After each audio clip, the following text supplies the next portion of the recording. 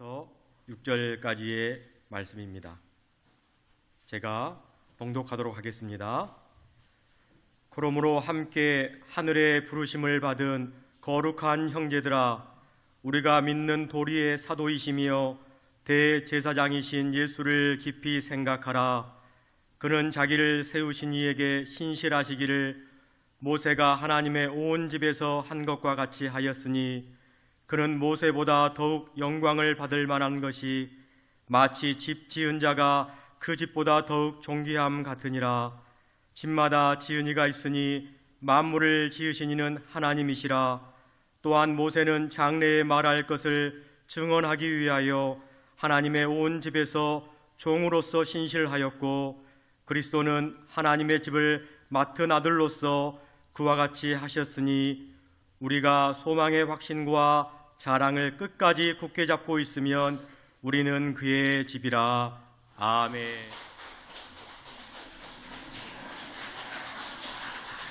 네, 우리 성령님이 우리 가운데 안 찾아올 수가 없을 것 같습니다. 예, 우리 아동부 친구들 다시 한번 박수 한번. 네, 감사합니다. 네. 9시 예배를 다 드리고 또 이렇게 11시에 또 예배에 참석하는 우리 친구들 10년 가운데 하나님의 임재하심이 있을 줄 믿습니다. 예, 여러분, 러시아의 문호 가운데 톨스토이라는 사람을 여러분들 한번 다 들어보셨을 것입니다. 하지만 그 톨스토이의 전체의 이름, 풀네임을 여러분들이 기억하십니까? 톨스토이의 전체 이름은 레프 니콜라예비치 톨스토이라고 합니다. 좀 긴 이름이지요. 우리가 조금 있어 보이려면 이렇게 유명한 사람들의 이름은 전체적으로 좀 알면서 아는 척을 하면 조금 유식해 보이기도 합니다. 다시 한번, 이 톨스토이의 풀네임은 레프 니콜라예비치 톨스토이입니다. 그의 책에 인생 독본이라는 책이 유명한 책이 하나 있는데, 그 책 가운데 이러한 예화가 하나 있습니다. 어느 한 사람이 신앙심에 뭔가 깨달음을 얻기 위해서 저 산에 있는 수도원을 찾았습니다. 그래서 수도원에서 기도를 하고 깨달음을 얻기 위하여 수차례 기도를 해보지만 그리 깨달음이 쉽지가 않습니다. 그래서 그 수도원에 있는 덕망이 높은 수도사에게 찾아가 이런 이야기를 합니다. 도통 깨달음이 없습니다. 어떻게 하면 깨달을 수 있을까요? 라고 질문을 하자 그 덕망이 있던 수도사님께서 자네에게 매일같이 밥을 배달해주는 저 아랫마을의 농부에게 찾아가 본다면 깨달음이 있을 걸세. 그 농부가 신앙심이 참 좋은 사람이야 라고 하면서 제안을 합니다. 그러자 이 한 사람이 아랫마을에 내려가서 그 농부가 어떻게 생활하고 어떻게 생활하는지를 하루 종일 관찰하면서 지켜보기 시작했습니다. 그런데 이 농부는 그렇게 신통치 않았습니다. 하는 일이라곤 아침에 일어나서 주여 한번 외치고 밭에 가서 밭작물과 농작물을 키우고 점심을 먹고 오후에도 일을 하고 저녁에 들어와 저녁을 먹고 자기 전에 또 주여 하고 자던 거였습니다. 참 별게 없어서 다시 이 수도사님에게 찾아와 제가 관찰해 봤더니 별게 없습니다 라고 하자 또 수도사께서는 이 한 사람에게 그럼 하나 더 제안을 하겠네. 지금 내가 내어준 이 기름병을 가지고 다시금 저 농부가 있는 아랫마을에 내려가 보게. 하지만 이 기름병의 기름이 한 방울도 흘리면 안 된다네 라고 하면서 제안을 했습니다. 이 한 사람은 충실히 그 작은 일을 이행했지요. 한 방울의 기름이라도 흘릴까봐 조심스럽게 그 농부의 집을 찾아갔습니다. 그리고 올라와서 이렇게 이야기한 겁니다. 제가 잘 전달하였습니다. 그러자 수도사께서 이렇게 이야기합니다. 자네는 그 작은 일, 그 기름병을 전달하는 일 가운데 과연 몇 번이나 주님을 생각해 봤는가? 그랬더니 아니 기름 한 방울도 안 흘리기 위해서 거기에 신경 쓰니라고 저는 주님을 생각하지 못했습니다 라고 하자 수도사께서 이렇게 이야기하는 겁니다. 거보게 저 아랫마을에 있는 농부는 하루에 2번씩이나 주님을 찾는데 지금 자네는 그 간단한 일을 하면서도 주님을 찾지 못한다는 게 말이 되는가? 그 농부는 그 힘든 농사일을 다 지면서도 주님을 2번이나 찾았는데 라는 말을 듣고 이 한 사람이 크게 깨달음을 얻고 내려왔다라는 예화가 톨스토이의 인생 독본에 기록이 되어 있습니다. 오늘 하나님께서는 히브리서 이 기자를 통하여 오늘을 살아가고 있는 우리들에게 예수를 깊이 생각하라라고 명령을 하고 있습니다. 여러분은 하루 24시간 중에 몇 번이나 주님을 깊이 생각하시면서 살고 계십니까? 이 물음 가운데 우리는 다 자유롭지 못합니다. 내가 과연 1시간, 30분, 단 몇 분 내가 주님을 생각하고 살 수 있을까? 다들 부끄럽기 짝이 없습니다.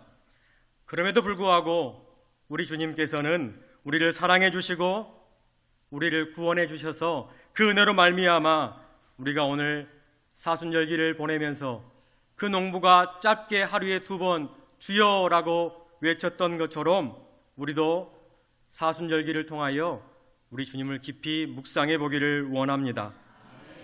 이 히브리서는 기록 목적이 있습니다.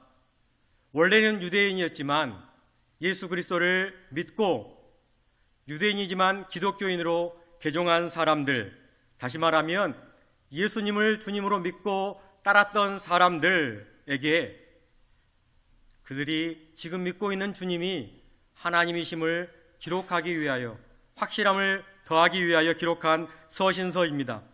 기독교로 개종하였지만 여전히 환경은 주위에서는 다시금 유대교로 돌아오라는 손짓과 유혹에 직면한 그들에게 주변에 핍박과 어려움이 있을지라도 신앙을 굳게 지키도록 권면하면서 쓰는 책이 바로 히브리서였습니다.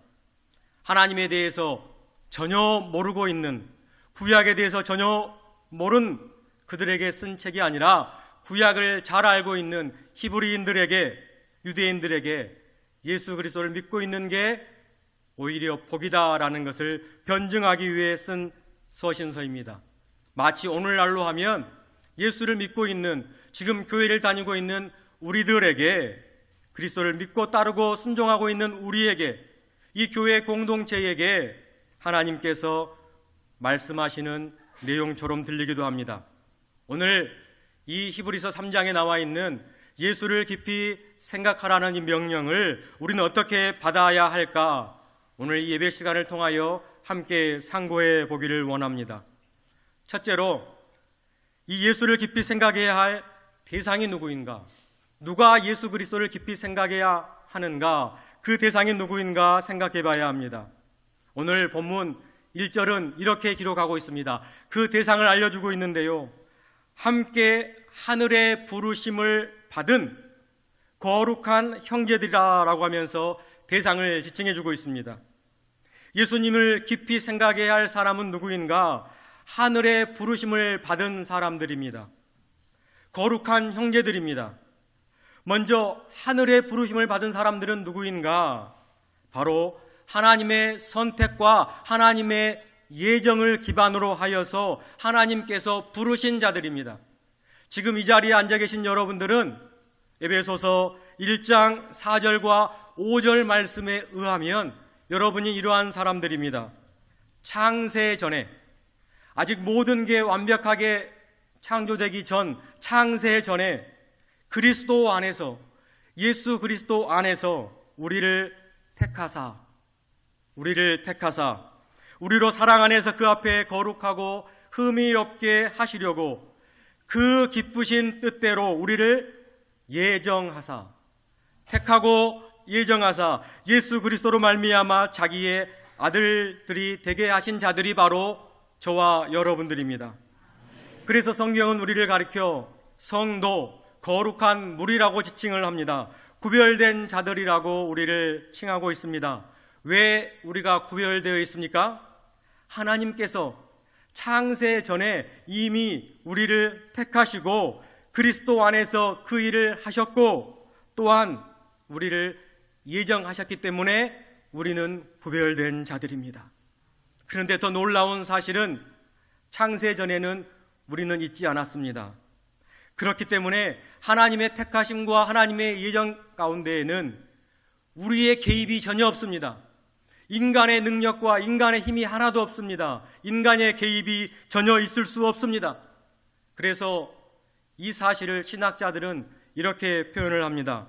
하나님의 불가항력적 은총이라고 이야기를 합니다. 하나님께서 저와 여러분을 부르실 때에는 거부할 수도 없고 우리의 영향력을 발휘할 수도 없고 저항할 수도 없는 그 은혜가 이미 임하였기 때문에 우리가 예수 그리스도의 복음을 듣게 되었고 믿게 되었으며 지금 예배의 이 자리에 나올 수 있게 되었다라는 뜻입니다. 이게 바로 오늘 히브리서 3장 1절에 이야기하고 있는 하늘의 부르심을 받은 자라는 것입니다. 우리는 태생적으로 죄인입니다. 그렇기 때문에 복음을 듣기를 싫어합니다. 또한 받아들이기 어려운 존재들입니다. 베드로 사도가 주는 그리스도시요 살아계신 하나님의 아들이십니다라는 고백을 할 때, 사도 바울이 다메섹에서 예수 그리스도를 만났을 때의 그 모든 사건도 하나님의 불가항력적 사건이었습니다. 그 은혜였습니다. 그래서 지금 여기에 모여 하나님을 예배한다는 것도 전적인 하나님의 은혜요, 하나님의 은총인 것입니다. 그래서 우리는 예수 그리스도를 더욱더 깊이 묵상하고 생각해야 하는 존재들입니다. 왜냐하면 창세전에 누구 안에서요? 그리스도 안에서 우리를 택하시고 예정하셨기 때문입니다. 다음은 또 우리를 이렇게 이야기합니다. 거룩한 형제들이라. 우리가 그 부르심에 함께 참여한 자들이라 라고 성경은 이야기합니다. 하나님께서 함께 부르신 자들이 지금 여러분 옆에 앉아 계신 분들이고 지금 우리 아동부 친구들이고 지금 내 옆에 함께 예배하고 있는 분이 함께 부르심을 받은 사람들입니다. 그래서 누군가는 우리를 전도하고 누군가 나를 이끌어줬지만 본질적인 면에서는 하나님께서 하나님의 전적인 능력으로 우리를 부르셨기 때문에 우리는 감히 내 옆에 있는 지체를 평가할 수도 없습니다. 주인이 마음에 들어서 주인이 이미 값을 다 지불하고 창세전에 택하여 예정하여 지금 내 옆에, 내 앞에, 내 뒤에 앉게 하셨다라는 것입니다. 그래서 우리는 함께 구별된 거룩한 형제들이라고 성경은 이야기하고 있습니다. 우리가 다만 할 수 있는 것은 서로 의지하는 것입니다. 힘들 때 의지하고 그리스도와 함께 연합하고 연대하며 서로 힘이 되어주는 것, 서로 사랑하는 것, 그리고 믿음을 흔들릴 때에 포기하지 않고 함께 가자고 인내하는 것만 우리가 가능합니다. 그렇기에 우리는 오늘 말씀처럼 예수를 깊이 생각하는 것 자체도 나 혼자만 하는 것이 아니라 내 옆에 있는 우리 성도와 함께, 우리 교우들과 함께 예수를 깊이 생각할 때에 더 큰 은혜가 넘칠 줄 믿습니다. 대상은 우리가 방금 생각해 보았습니다. 그러면 이제 둘째로, 그렇다면 예수님은 누구신가 우리가 묵상해 봐야 합니다. 오늘 본문은 그 예수님을 가리켜 이렇게 설명합니다. 믿는 도리의 사도이시며, 믿는 도리의 사도라라고 합니다. 그리고 대제사장이라고 오늘 본문은 표현하고 있습니다. 예수님을 가리켜 사도요, 아포스톨로스라고 합니다. 예수님은 주님이신데 어떻게 예수님의 제자들을 칭했던 그 사도를 예수님에게 사도라고 칭할 수 있을까? 오늘 본문이 신구약을 통틀어 유일한 본문입니다. 예수님이 누구신가? 바로 믿는 도리의 사도이십니다. 왜 사도라는 단어를 썼을까? 서두에 이야기한 것처럼 히브리서는 히브리인들, 유대인들을 겨냥해서 그들의 믿음이 흔들리지 않기를 위해서 쓴 서신서입니다.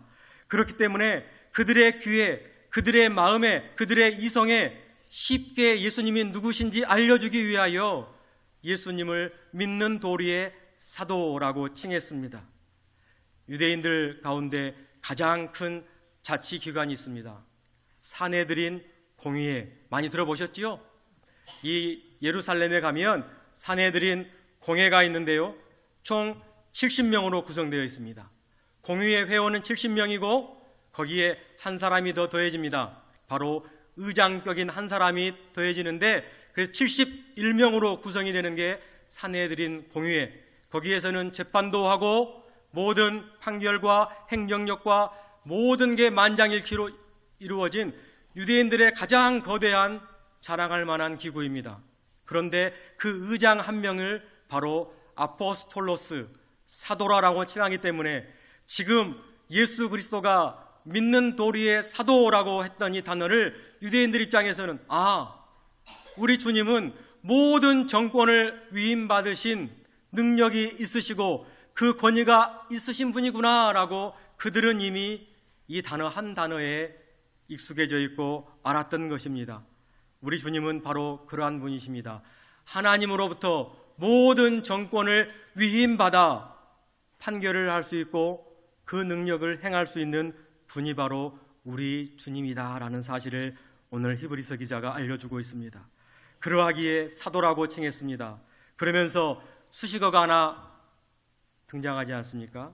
우리가 믿는 도리의 사도. 우리가 믿는 도리의 사도. 사도는 사도인데 믿는 도리의 사도. 즉 성도들이 신앙을 함께 고백하면서 대상이 되는 사도가 바로 우리 주님이다라고 우리에게 이야기를 하고 있습니다. 또 다른 설명은 대제사장이라고 합니다. 제사장은 하나님과 인간 사이에 중보자의 역할로 다리를 놓는 사람입니다. 하나님과 인간 사이를 대변해 주는 사람입니다. 구약 시대에는 모세가 그런 일을 하였습니다. 하지만 모세 역시 불완전한 사람이었습니다. 사람의 편에서는 대변을 할 수 있지만 하나님 편에서는 대변을 할 수 없는 한 부족한 사람의 한 사람이었습니다. 그렇기 때문에 완벽하지 못합니다. 자신도 죄가 있으면 하나님 앞에서 죽임을 당하기 쉽습니다. 하지만 예수 그리스도는 완전한 사람이신과 동시에 완전한 하나님이시기 때문에 하나님을 대변할 수도 있고 사람을 대변할 수도 있기 때문에 우리에게 대제사장의 역할을 온전히 충실히 감당할 수 있는 분이 바로 예수 그리스도이시다라고 오늘 성경은 우리에게 이야기를 하고 있습니다. 그러면서 모세보다 더 탁월하고 더 우월하신 분이 바로 대제사장이신 예수님이시다라고 하면서 유대인들에게, 기독교 유대인들에게, 유대 기독교인들에게 우리 주님은 믿는 도리의 사도이시며 대제사장이시다라고 이야기를 하고 있습니다. 그렇다면 이제 여러분에게 예수 그리스도는 누구십니까? 이 물음이 바로 서야 우리가 그 다음 예수를 깊이 생각할 수 있게 되는 것입니다. 제가 아는 지인이 결혼한 정년기가 되어서 이런 제안을 하나 했다고 합니다. 나에게 결혼을 하려면, 장가를 들거나 시집을 가게 되려면 내가 믿는 예수 그리스도가 누구인지 A4 한 장을 적어올 수 있는 사람이면 내가 결혼을 하겠다라고 선포를 했습니다. 과연 그 사람 결혼했을까요? 못했을까요? 했겠지요. 왜냐하면 그렇게 확실하게 예수님이 누구신지 A4 한 장에 적어올 정도. 여러분, 혹시 여러분 가운데 자녀들이 홍기가 다 된 자녀가 있다면 미래의 사위들에게, 미래의 며느리들에게 A4 한 장으로 한번 적어봐라 하면 안 됩니다. 요즘 사람들에게 그렇게 하면 참 힘듭니다. 그래도 이 마음은 한번 전달해 보시기 바랍니다. 너가 만난 예수님은 누구인지 한번 생각해 보거라. 너가 만난 예수 그리스도가 너에게는 어떠한 분이신지 한번 생각해 보거라 라고 한다면 아마 틀림없는 좋은 믿음의 베풀이 될 것입니다. 여러분도 제가 지금 A4 한 장을 나눠주고 여러분이 만난 예수님은 누구십니까? 라고 적으라 하면 힘듭니다. 그렇기 때문에 너무 강압적으로 하지 마시고 지혜롭게 좀 부드럽게 해주시기를 바랍니다. 아무튼 여러분에게 예수님은 누구십니까? 깊이 생각해 보시길 바랍니다. 단순하게 한 문장으로도 나에게 예수님은 이러이러한 분이십니다. 한 문장을 생각해 보시기 바랍니다. 그러면서 그 한 문장에 내가 왜 그 단어를 사용하게 되었는가? 단어 하나를 깊이 묵상해 보시길 바랍니다. 그러면 또 다른 단어가 떠오를 것입니다. 그러면 또 한번 묵상해 보시길 바랍니다. 그러면서 하나하나 묵상해 간다면 꼬리에 꼬리를 문다면 그게 바로 여러분이 만난 하나님이고 여러분이 믿는 예수 그리스도가 될 줄 믿습니다. 그게 모이고 쌓이면 내가 증거할 예수 그리스도가 내가 표현한 그 말 가운데 하나의 도구가 돼서 타인에게, 옆에 있는 사람에게 예수를 증거할 수 있는 도구도 될 수 있을 것입니다. 이제 마지막으로 일상에서 그렇다면 대상도 우리가 알았고 예수님이 누구신지도 방금 알았고, 그러면 이제 나에게 일상에서 나는 어떻게 예수님을 생각하며 살아야 하는가? 이 질문이 우리 가운데 늘 있어야 합니다. 그리고 삶의 실천이 있어야 하겠습니다. 요즘 우리가 자주 듣게 되는 용어 가운데 몰입이라는 단어가 하나가 있습니다. 점점 한 가지 일에 몰입하기가 힘들어진 시대를 우리는 살아가고 있습니다. 현대인들 가운데 긴 걸 싫어합니다. 한 가지 일에 집중하기를 싫어합니다. 시간이 길어진 걸 매우 싫어합니다. 그래서 예배 시간도 1시간을 넘어가면 벌써 싫어합니다. 또 음식점에서 대기줄이 길면 아무리 맛있는 맛집이라도 발걸음을 돌리기 쉽습니다. 영상도 길면 싫어서 여러분들 틱톡을 보시거나 아니면 짧은 쇼츠만을 보지 않습니까? 그래야 시간도 빨리 가고 도파민도 돌기 때문에 요즘 현대인들은 그렇게 살고 있습니다. 그러다 보니 집중하지 못합니다. 한 가지 일에 몰입하지 못합니다. 이게 오늘날 젊은이들 뿐만 아니라 연세가 있으신 분들도 그렇게 점차 변해가고 있습니다. 그런데 오늘 성경 말씀은, 오늘 하나님의 말씀은 우리에게 예수를 깊이 생각을 하고 합니다. 다른 말로 예수 그리스도에 대하여 몰입을 해보라라고 이야기를 하고 있습니다. 그렇게 어떻게 하면 좀 더 몰입할 수 있을까? 어떻게 하면 깊이 생각할 수 있을까? 여러분들 삶 가운데에, 일상 가운데 도전이 있기를 원합니다. 제가 쉬운 예를 하나 들어보겠습니다. 여러분 탁구나 테니스를 배울 때 처음에는 그냥 공을 저 네트 너머로 넘기는 게 재밌습니다. 연습을 하다 보면 공이 잘 넘어갑니다. 그런데 계속 하다 보면 이제 공은 네트로 잘 넘어가다 보니까 그 일은 시시해지게 됩니다. 계속 반복하다 보니까 시시합니다. 그럴 때 한 가지에 몰입할 수 있는 방법은 도전 수위를 한 단계 더 높여보는 겁니다. 공을 네트로 넘길 때에 공에 회전을 넣어본다든지 아니면 드라이브를 넣을 때에 드라이브의 각도나 다른 방법을 해본다든지, 그러면 처음에는 어렵지만 그 도전 수위를 극복하기 위해서 재미와 흥미와 몰입이 됩니다. 그러면 또 어느 일정 시간이 지나면 그 단계에 이르러 버립니다. 그러면서 하나 둘 운동에 푹 빠지게 되는 것, 여러분 많이들 경험해 보셨지 않습니까? 마찬가지입니다. 신앙생활도 마찬가지입니다. 지금 했던 그대로, 내가 과거에 했던 것 지금 그대로 하고 있다면 이미 이 일들은 시시한 일입니다. 예수를 깊이 생각하기 어려운 일이 될 수도 있습니다. 그래서 여러분들에게 일상 가운데 도전을 하나 준다면 여러분들이 할 수 있는 수위만큼의 도전 수위를 한 단계 더 업시켜 보시기를 바랍니다. 가장 쉬운 것부터 한번 해보시기를 바랍니다. 교회에서 봉사를 아직 하지 않고 계신다면 한번 봉사의 일을 찾아보시기 바랍니다. 내가 무엇을 할까? 부역장님들에게 물어보시고, 내가 뭘 하면 좋을까? 우리 장로님한테 물어보셔서 아주 작은 일부터 한번 해보시기를 바랍니다. 그 일을 통하여, 그 봉사를 통하여 여러분들에게 깨달음이 있을 것이고 여러분들에게 예수를 깊이 생각할 수 있는 하나의 도전 과제가 될 수 있습니다. 이 일이 또 된다면 조금 더 욕심을 내보시기 바랍니다. 한 달에 한 번 정도라도 매월 첫날 첫 새벽 예배를 한번 드려보는 겁니다. 한 달에 한 번입니다. 내일 모레가 화요일 4월 1일이지 않습니까? 한번 나와보시는 겁니다. 그날 하루만 나와보는 겁니다. 한 달에 한 번. 그게 도전수위입니다. 그랬더니 한 달에 2번 나오고, 그랬더니 일주일에 한 번 나오게 되고, 그랬더니 일주일에 이틀, 사흘, 나흘. 이게 바로 예수를 깊이 묵상할 수 있는 방법입니다. 새벽에 나와 말씀을 듣고 내가 기도할 수 없었는데 기도 시간을 정하면서 기도함으로 더욱더 예수를 깊이 생각할 수 있는 방법이 될 수 있습니다.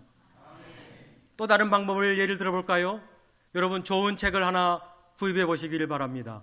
신앙서적을 구입해서 1년에 한 권이라도 내가 읽어보겠다라는 심정으로 자기 전에 한 문단, 아니 한 문장이라도 한번 읽어보시기 바랍니다. 하루에 한 문장, 한 문장 365일 긋다 보면 그 안에서 얻는 영감과 깊이가 있을 것입니다.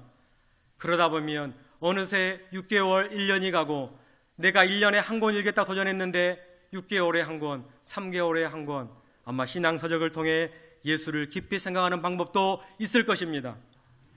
이것도 힘들다면 제가 서두에 인생 독본이라는 책에 예화를 드렸던 그 농부처럼 여러분들의 직장이나 여러분들의 학교나 여러분의 삶의 터전에서 아침에 출근한 후에 뭐 하시라고요? 주여 한번 하시기 바랍니다. 그 표현 가운데 오늘 또 주님께 맡깁니다 라는 감사의 표현이 있기를 원하고, 집에 돌아와서 발 닦고 주무시기 전에 또 뭐 하라고요? 주여 라고 하면서 오늘 하루도 참 감사합니다 라는 고백이 여러분 삶 가운데 도전의 수위가 되기를 원합니다. 그 짧은 시간들이 모인다면 예수 그리스도를 깊이 묵상할 수 있는 그 수준에 도달하게 될 것입니다. 오늘 히브리서 기자는 그 유대인들에게 지금 갈등이 있고 다시금 기독교 유대인들, 유대 기독교인들이 다시 유대교로 돌아가려고 하는 그들에게 생각할 거리를 하나 더 제공하였습니다. 바로 너희들이 잘 알고 있는 모세와 한번 비교해 보라는 것입니다. 먼저 같은 일을 했음을 비교합니다. 모두가 다 하나님의 온 집에서 신실하였다는 것입니다. 예수님도 모세도 충성되이 일했다고 합니다. 그런데 이제 차이가 발생하기 시작합니다. 집을 짓고 그 집을 관리하는 것에 비유하는데요, 하나님께서 그 집을 지으셨고 관리자를 선임하였는데 모세는 그 집의 종으로서 관리자를 선임하였고 예수님은 그 집을 맡은 아들로서의 직분을 주었다라는 것입니다. 둘 다 신실했습니다. 그리고 그 집은 우리를 가리킨다고 합니다. 쉽게 설명하면 하나님께서 우리를 지으시고 모세에게는 안내자의 역할에 충실하도록 부르셨고 예수님에게는 집을 물려받을 수 있는 아들로서의 위임을 맡겼다라는 것입니다. 이 사실에 소망을 가지고 확신과 자랑을 가지고 끝까지 인내하는 사람에게는 우리도 그 집을 물려받을 수 있는 상속자의 역할, 자격을 주시겠다라고 오늘 히브리서 기자는 이야기하고 있습니다. 그렇다면 흔들리고자 지금 고민하고 있는 유대인들은 모세의 율법을 따라 살아가야 할까요? 아니면 예수 그리스도를 따라 새 언약을 따라가야 할까요? 모세의 역할을 부정한 것이 아닙니다. 하나님께서는 구약 시대에 장래에 장차 올 그 모든 것을 모세를 통하여 증언하게 하셨습니다. 그때 필요한 사람이 모세였습니다. 이제 예수 그리스도가 이 땅에 오셨음으로 말미암아 모세의 길의 안내를 받고 이제 종착점, 우리가 도착해야 할 그 자리까지, 목적지까지 도착했다면 이제 그곳에서는 예수 그리스도와 함께 정착하면 됩니다. 머무르면 됩니다. 정착하면 됩니다. 예수 그리스도 안에서 율법의 완성이 있고 자유함이 있고 해방이 있고 즐거움이 있고 기쁨이 있고 평안함이 있기 때문에 이제 그 안에서 살아가면 됩니다. 이러한 사실을 깊이 생각해 보라라고 오늘 도전 과제를 히브리인들에게 주고 있습니다. 생각하면 할수록 해답에 가까워집니다. 다시금 유대교로 돌아가는 이들에게 히브리서 기자는 예수를 깊이 생각하라라고 명령하고 있습니다. 이제는 우리 차례입니다. 여러분 일상에서 한번 깊이 생각해 보시길 바랍니다. 신앙생활은 끊임없는 도전과 생각을 할 때에 우리는 더욱 예수를 깊이 생각할 수 있게 될 것입니다. 그림을 봤다고 내가 다 아는 것 아닙니다. 봤다면 만져보기도 하고 경험하기도 하고 체험하기도 해야만 알 수 있습니다. 하나님의 집으로 우리를 부르셨기에 그 집 안에서 우리는 이방 저방 다닐 수 있는 사람들입니다. 자유롭게 평안하게 그리스도와 함께 살아갈 수 있는 여러분이 되시기를 주님의 이름으로 축원합니다. 그리고 작은 도전이라도 여러분들이 꼭 일상에서 한 가지씩 실천해 보시기를 부탁을 드립니다. 남성분들 오늘 예배 이후에는 남성교회 모임이 처음으로 있다고 합니다. 아주 작은 도전입니다. 집에 가지 마시고 꼭 한번 그 도전도 한번 여러분들이 실천해 보시기를 바랍니다. 이제 이 물음에 답해야 할 사람들은 바로 여기 앉아 계신 여러분들입니다. 우리의 차례입니다. 이번 주 한 주간도 예수를 깊이 생각하며 사순절 네 번째 주일을 거룩하게 지키시기를 주님의 이름으로 축원합니다. 기도하겠습니다.